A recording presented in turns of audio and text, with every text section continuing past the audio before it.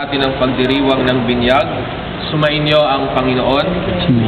Mga kapatid, tayo nagagalak na magkatipon-tipon sa pagdiriwang na ito para sa sanggol na magiging kaanib ng ating sambayan ng Kristiyano. Sa pasimula ng ating pagdiriwang sa sakramento ng binyag, mangyari po lamang na ipahayag ang inyong layunin ukol sa inyong pabibinyagan. Bilang mga magulang ng batang ito, nais ba ninyong siya ay tumanggap ng sakramento ng binyag upang makiisa sa buhay ng Diyos at makaanib ng ating sambayan ng Kristiyano?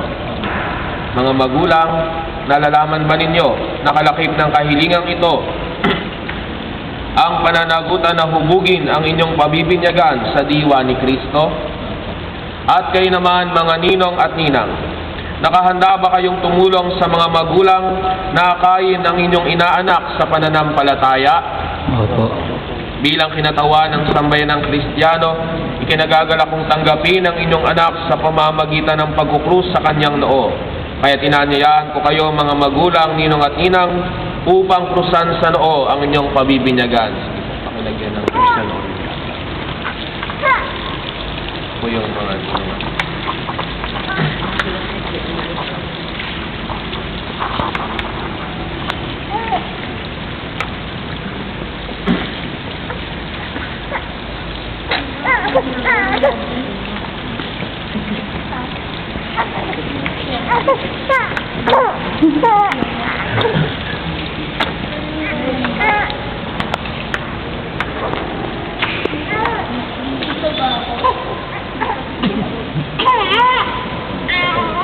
Sumainyo ang Panginoon. Ang mabuting balita ng Panginoon ayon kay San Marcos. Papuri sa iyo, Panginoon. May nagdala ng mga bata kay Jesus upang hilinging ipatong niya sa mga ito ang kanyang kamay. Ngunit pinagwikaan sila ng mga alagad. Nagalit si Jesus nang makita ito at sinabi sa kanila, "Pabayaan ninyong lumapit sa akin ang mga bata. Huwag niyo silang sawayin, sapagkat sa mga katulad nila nagahari ang Diyos." Ito ang tandaan ninyo: ang sino mang hindi tumatanggap sa paghahari ng Diyos tulad ng isang maliit na bata ay hindi mapapabilang sa mga pinaghaharian niya. At kinalong ni Jesus ang mga bata, ipinatong ang kanyang mga kamay sa kanila at pinagpala sila. Ang mabuting balita ng Panginoon. Pinupuri ka namin, Panginoong Jesucristo. Mga kapatid, halina't lumuhog sa Diyos na nagkakaloob ng kanyang buhay sa mga sumasampalataya at nagpapabinyag, upang ang kanyang paglukob at pagdingap ay maidulot ng tubig na puspos ng kanyang pagbabasbas. Manalangin tayo. Ama naming lumikha, halina po kayo at basbasan ang tubig na nakalaan para sa pagbibinyag ng mga hinirang, para sa muling pagsilang at pananampalataya ng simbahang naghahatid sa buhay sa kalangitan. Sa pamamagitan ni Jesucristo, kasama ng Espiritu Santo, magpa sa walang hanggan. Amen. Ngayon po ay sasirwain natin ang mga pangako sa binyag. Mga minamahal na magulang, ninong at ninang, noong tayo ay binyagan, tayo ay nalibing kasama ni Kristo, upang kasama rin niya tayo ay makabangon at makapagbagong buhay. Bilang tanda ng inyong pananagutan sa paghubog ng inyong anak ayon sa banal na aral, sariwain nyo ngayon ang inyong pangako nung kayo'y binyagan na tatalikuran ng lahat ng kasamaan at kasalanan. Sa unang tatlong katanungan ang isasagot po ninyo, opo, itinatakwil namin. Mga magulang, ninong at ninang, itinatakwil ba ninyo sa Satanas? Opo, tinatakwil po namin. Itinatakwil ba ninyo ang kanyang mga gawain? Opo, tinatakwil namin. Itinatakwil ba ninyo ang kanyang pang-aakit? Opo, tinatakwil. Ngayon naman po sa susunod na tatlong katanungan ang isasagot, opo, sumasampalataya kami.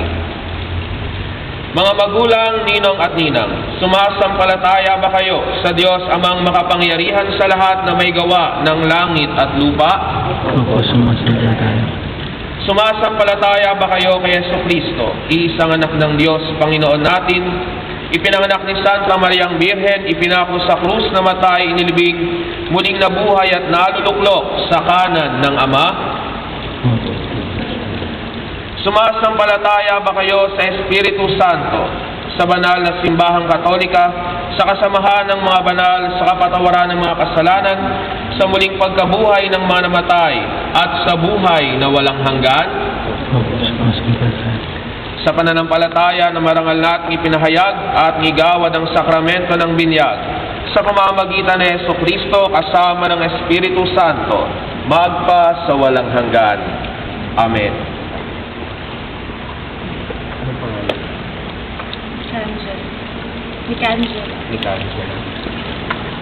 Micangela, ikaw ay binibinyagan ko sa ngalan ng Ama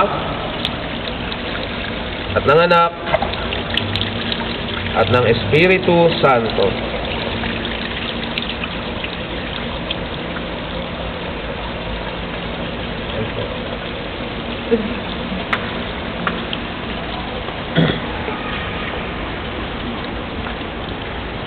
Ngayong naganap na ng Diyos Ama ng Panginoong Hesukristo ang muling pagsilang sa tubig at Espiritu Santo, ang pagpapahid ng langis ay nagpapakilala ng paglukob ng Espiritu Santo sa muling isinilang sa binyag.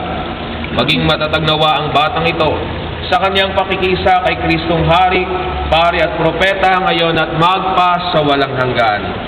Amen.